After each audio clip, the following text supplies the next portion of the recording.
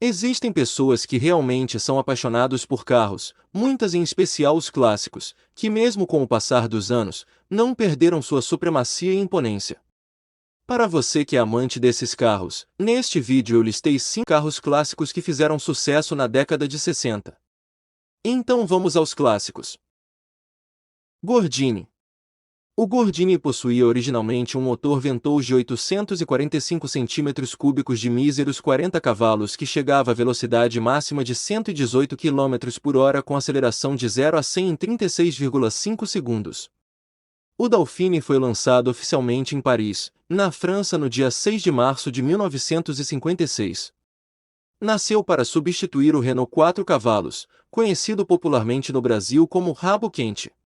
Interior do Renault Gordini é bem simples, mas de bom gosto para a época em que foi lançado, nos anos 60.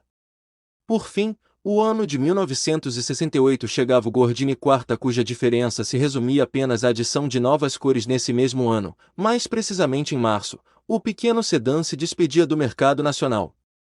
Contando 74.620 unidades, desse montante 23.887 exemplares foram do Dauphine, 41.045 do Gordini, 8.967 do Teimoso e somente 721 do 1093. No lugar dele, entrava em 1968 o Corcel, feito em parceria entre a Willys e a Ford do Brasil, Ford Willys, com a própria mecânica Renault. Aero Willys, a trajetória do primeiro carro desenvolvido no Brasil. Fabricado pela Willys Overland do Brasil entre 1960 e 1971, sedã foi concebido sobre a plataforma do Jeep. Os Aero Willys tiveram sua origem nos Estados Unidos quando a Willys do empresário John North Willys comprou a Ovela Automobile Company no ano de 1907. Por aqui, a Willys Overland chegou em 1952 construindo seu primeiro veículo, o Jeep Willys, e 8 anos depois, era lançado oficialmente o Aero Willys brasileiro, já preparado para rodar nas nossas condições de piso. O Aero, agora nacional, continuava recebendo melhorias, se adequando às novas exigências dos clientes. O motor, o mesmo que equipava o Jeep Universal, de 6 cilindros em linha de 2,6 litros, rendia 115 cavalos no Aero Willys.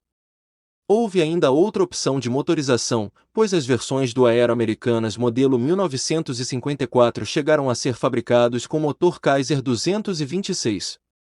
Internamente, o Aero Willys também era diferente dos modelos americanos, assim como o acabamento interno, porém podia contar com itens de sofisticação pouco comuns até para os dias de hoje como bancos, painel e forração das portas revestidos em couro e aplicação de madeira de jacarandá. Em 1960, o índice de nacionalidade do modelo produzido no Brasil não passava de 40% e inicialmente o Aero Willys nacional era para se chamar Brasília. O modelo 1962 apresentava ainda a mesma aparência básica de seu predecessor americano. O principal detalhe externo era o friso lateral reto, que no modelo americano era em Z, separando a pintura em duas cores, saia e blusa. Em 2 anos de produção, como versão definida Itamaraty, surgia uma nova motorização de 3,0 litros que desenvolvia 132 cavalos a 4.400 rotações por minuto, garantindo força extra aos parcos 115 cavalos da antiga versão. Em 1966 foi a vez do lançamento de uma nova versão mais luxuosa, batizada de Itamaraty, que vinha com bancos de couro, ar-condicionado, opcional com saídas de ar traseiras, frente traseira reestilizados. No mesmo ano uma grande mudança ocorreu no Itamaraty com nova frente, novas calotas, lanternas traseiras e novo acabamento, além do Itamaraty Executivo, considerada a primeira limusine brasileira de série. Contava com vários opcionais. De 1962 a 1972 poucas modificações ocorreram na linha Aero, a mais significativa foi o motor, que passou a ter 3.000 cm3, mudaram os padrões de acabamento e novas cores foram adotadas. Depois da compra da Willys pela Ford, os automóveis passaram por muitas modificações. Em 1971, a Ford anunciou que aquele seria o último ano de fabricação do automóvel, devido à queda nas vendas. Em 1972 foram comercializados os últimos Aero e Itamaraty, sendo seu motor utilizado como base do futuro Maverick, em 1973. Rural Willys fabricado no Brasil. Em 1952, é fundada a Willys Overland do Brasil. A Willys continuava importando veículos fabricados nos Estados Unidos. Neste mesmo ano, vinham as versões da Rural Willys, com motor de 4 e 6 cilindros derivados do motor do Jeep. 2 anos mais tarde, a fábrica dava início à linha de montagem do veículo na cidade de São Bernardo do Campo, em São Paulo, e em 1956 saíam da linha de montagem os primeiros exemplares da Rural, ainda com motor importado. Um dos charmes da Rural Willys de 1956, já modelo brasileiro, eram as opções de cores entre a linha de cintura, denominado pelo nome de saia e blusa. Podia-se escolher entre a vermelha e branca, a verde e branca e por último azul e branca. Para 1969, a Willys Overland do Brasil colocou a versão básica e luxo e já no ano seguinte era introduzido o motor do Itamaraty, de 3,0 litros, 6 cilindros em linha, como no motor antigo, de 132 cavalos a 4.400 rotações por minuto.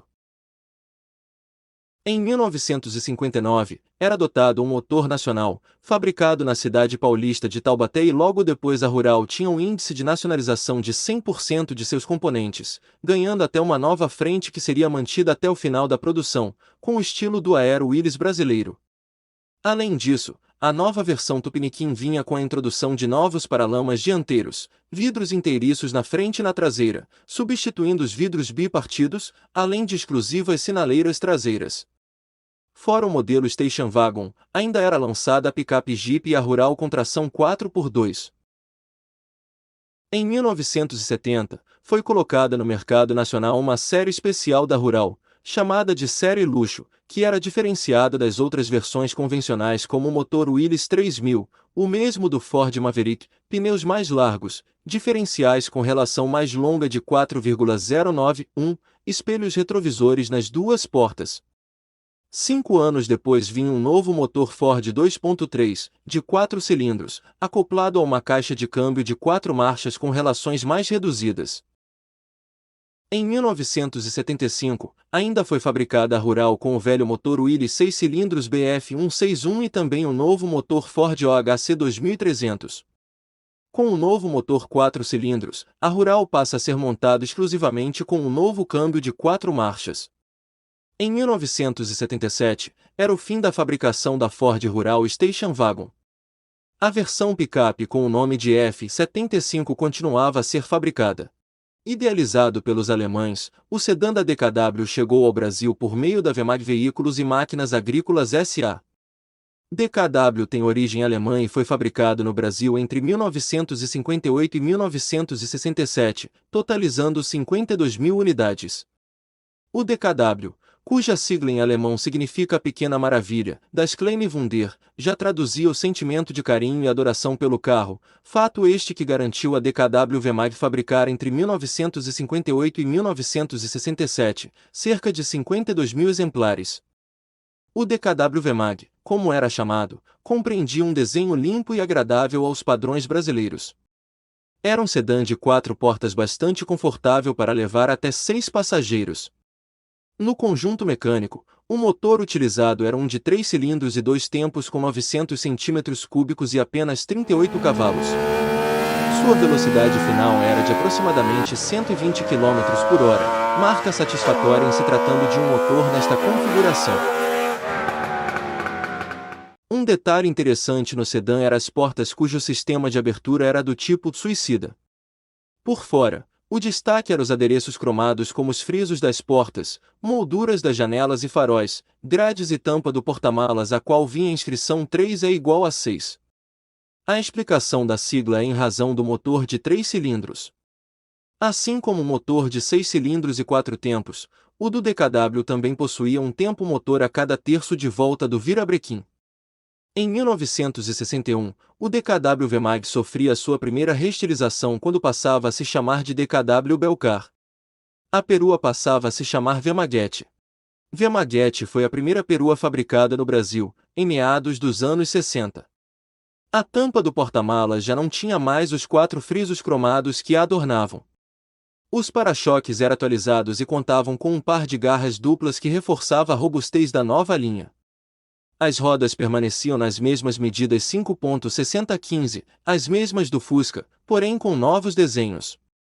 O motor também melhorava, contando agora com cilindrada de 980 cm3 e 44 cavalos. Na frente do capô, saiu o emblema da DKW alemã e entrou o DKW VMAG estilizado, escrito por extenso. O DKW 1967 passou a se chamar 1001 e a principal mudança foi no sentido da abertura das portas dianteiras, que deixaram de ser suicidas, abrindo para trás. As maçanetas também foram modernizadas. Mas as cores, os modelos saia e blusa deixaram de existir. Foram feitas cerca de 52.000 unidades do Belcar e 48.000 da Vemaguete entre 1956 e 1967. No total, da fábrica do Ipiranga saíram cerca de 120.000 veículos entre Fissore, Candango, Pracinha, Belcar, Caiçara e Vemaguete. Impala. Chegada oficial do Impala ocorreu em 1957, já como modelo 1958. Veio, inicialmente, como um Bel Air Impala. A General Motors apresentou a primeira unidade do Impala em 1956, durante o evento do Motorama Car Show. Projeto este viria a suceder outro clássico, o Bel Air de 1952. O carro tinha uma missão quase impossível, considerando seu recorde de vendas, 1.621.0004 unidades, ajudando a manter a Chevrolet como o número 1 dos Estados Unidos. O lançamento oficial do Impala aconteceria um ano depois, em 1957, já como modelo 1958. O Impala era baseado em um coupé de grandes dimensões, com mais de 5 metros de comprimento e 2.000 kg e motores de alta potência. Quanto aos motores, na linha Impala variavam as opções entre os 6 cilindros de 3,85 litros ao V8 de 5,7 litros, com até 280 cavalos. Na linha 1958 do Impala, ainda podia contar com uma versão de teto aberto, além da Hardtop, teto rígido. Esta versão podia ser facilmente confundida com um conversível devido ao desenho do teto assemelhar-se a uma capota removível e ser, dependendo da versão, de outra cor em relação à carroceria. Uma das características principais dos modelos Impala era o seu câmbio mecânico de 3 marchas instalado na coluna de direção, tipicamente ao gosto de dirigir dos americanos. Chevrolet Impala Convertible 1958, com linhas elegantes e que marcaram a época de ouro da indústria americana. Entre os motores, estavam disponíveis o 348 Turbo Thrust de 5.893 cm3, cuja potência chegava aos 250 cavalos. Fora este, a General Motors ainda disponibilizou o Super Turbo Thrust, com 30 cavalos a mais nesta versão, graças à adoção de 3 carburadores de corpo duplo. Segundo fontes especializadas, este motor tinha um excelente torque mesmo em baixas rotações. Linha 1959 ganhou a traseira em forma de asa de gaivota e não fazia cerimônia em ser extravagante. O grande destaque na linha 1959 era a carroceria com estilo asa de gaivota, como a traseira que contava com lanternas ovaladas. Muitos chamavam este estilo de flat top deck, com vés de porta-aviões. Chevrolet Impala Station Wagon 1964 tem bastante espaço na traseira, com 6 pequenas lanternas. O Impala ainda ganharia outras versões, carrocerias, acabamentos e opções de motor e até hoje este mito da indústria automobilística é fabricado pela General Motors americana, porém o estilo esportivo dos anos 50 que o antecedeu se perdeu drasticamente ao longo do tempo. Mas a partir deste período já é uma outra história. Obrigado a todos que assistiram até aqui. Se gostaram do vídeo, não esqueça de deixar o seu like, se inscrever no canal e até a próxima.